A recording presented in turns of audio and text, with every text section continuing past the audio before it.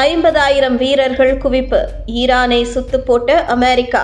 வெடிக்கப் போகும் பெரிய மோதல், பதற்றம். அணு ஆயுதம் தொடர்பான டீலுக்கு வராவிட்டால் வரலாறு காணாத வகையில் ஈரான் மீது குண்டு வீசி தாக்குதல் நடத்துவோம் என்று ஈரானுக்கு அமெரிக்க அதிபர் டொனால்டு ட்ரம்ப் கடும் வார்னிங் செய்துள்ளார். மேலும் ஈரான் மீது தாக்குதல் நடத்த அமெரிக்கா ராட்சச விமானங்களை குவித்து வருவதோடு பதிலடியாக ஈரான் ஏவுகணைகளை தயார் செய்துள்ளது. இப்படி இரு நாடுகளிடையே பதற்றம் அதிகரித்து வரும் நிலையில்தான் ஈரானை சுற்றிய 10 இராணுவ தளங்களில் மொத்தம் 50,000 படை வீரர்களை அமெரிக்கா குவித்துள்ளதாக பரபரப்பு தகவல்கள் வெளியாகி வருகிறது. நம் நாட்டிற்கும் பாகிஸ்தானுக்கும் இடையே பிரச்சனை உள்ளது. அதேபோல் சீனா, தைவான், உக்ரைன், ரஷ்யா, இஸ்ரேல், பாலஸ்தீனம் உள்ளிட்ட நாடுகள் இடையே நீண்டகால மோதல் என்பது உள்ளது. இந்த வரிசையில் இன்னும் 2 நாடுகளை சேர்க்க வேண்டும் என்றால் அமெரிக்கா ஈரானை சொல்லலாம். ஏனென்றால் நம் நாட்டுக்கும் பாகிஸ்தானுக்கும் இடையே இருக்கும் நீண்டகால மோதல் போல் அமெரிக்கா ஈரான் இடையேயும் பெரிய பஞ்சாயத்து உள்ளது. அது மட்டுமின்றி அமெரிக்காவின் மற்ற அதிபர்கள் கூட ஈரான் மீது கொஞ்சம் கருணை காட்டினார்கள். ஆனால் டொனால்டு ட்ரம்ப் ஈரானை தொடர்ந்து பதற்றத்தில் வைப்பதையே வாடிக்கையாக வைத்துள்ளார். இதற்கு உதாரணம் 2017 முதல் 2021 வரை அமெரிக்க அதிபராக டொனால்டு ட்ரம்ப் முதல் முறையாக பதவியேற்றார். அப்போது அவர் ஈரான் மீது கடும் பொருளாதார தடைகளை விதித்தார். அது மட்டுமின்றி கடந்த 2015ஆம் ஆண்டில் முன்னாள் அமெரிக்க அதிபர் பாரக் ஒபாமா போட்ட ஈரான் அணுசக்தி திட்ட ஒப்பந்தத்தை ரத்து செய்தார். இந்த ஒப்பந்தம் ரத்து செய்தது பொருளாதார தடைகள் உள்ளிட்டவற்றால் ஈரான் பெரும் பாதிப்பை சந்திக்க தொடங்கியது. இதனால் அமெரிக்காவை உக்கிரமாக எதிர்த்து வருகிறது ஈரான். அதேபோல்தான் அமெரிக்காவும் ஈரானை சீண்டி வருகிறது. இப்போது அமெரிக்க அதிபராக மீண்டும் டொனால்டு ட்ரம்ப் வந்துவிட்டார்.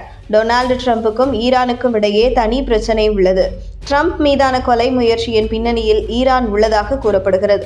இப்படியான சூழலில்தான் ஈரான் அணு ஆயுதம் தயாரிப்பதில் மும்முரம் காட்டி வருகிறது.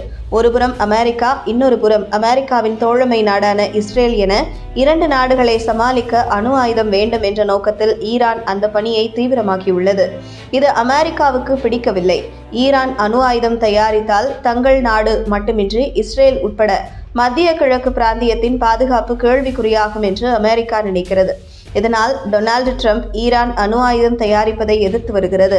அதனை முடக்க அமெரிக்கா நினைக்கிறது.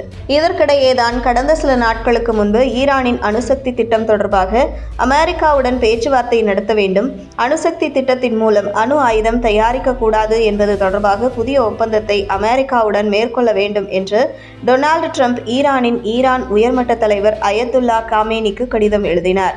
ஆனால் ஈரான் தரப்போ அமெரிக்காவுடன் எந்த பேச்சுவார்த்தைக்கும் உடன்பட மாட்டோம், அமெரிக்கா சொல்வதையெல்லாம் கேட்க முடியாது என்று அறிவித்துவிட்டது.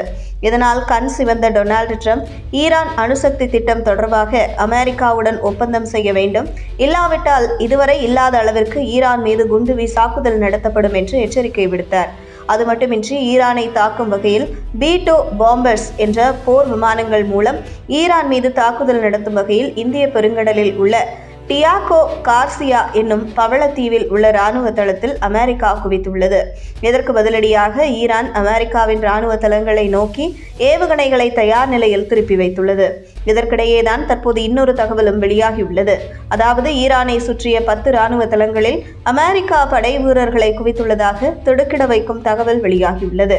அமெரிக்காவுடனான அணுசக்தி திட்டத்திற்கு ஈரானை பணிய வைக்கும் இந்த நடவடிக்கையில் அமெரிக்கா ஈடுபட்டுள்ளதாக கூறப்படுகிறது.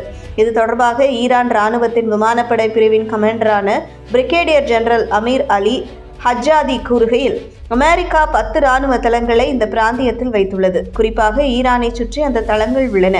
அங்கு 50,000 படை வீரர்கள் குவிக்கப்பட்டுள்ளனர். இந்த நடவடிக்கை எனது கண்ணாடி கூண்டுக்குள் இருந்து கொண்டு மற்றவர்கள் மீது கல்லெறிவது போன்றதாகும். இது அமெரிக்காவுக்கு தான் பிரச்சனையாகும் என்று வார்னிங் செய்துள்ளார். இதனால் நாளுக்கு நாள் ஈரான் அமெரிக்கா இடையான மோதல் என்பது தொடர்ந்து அதிகரித்து வருகிறது.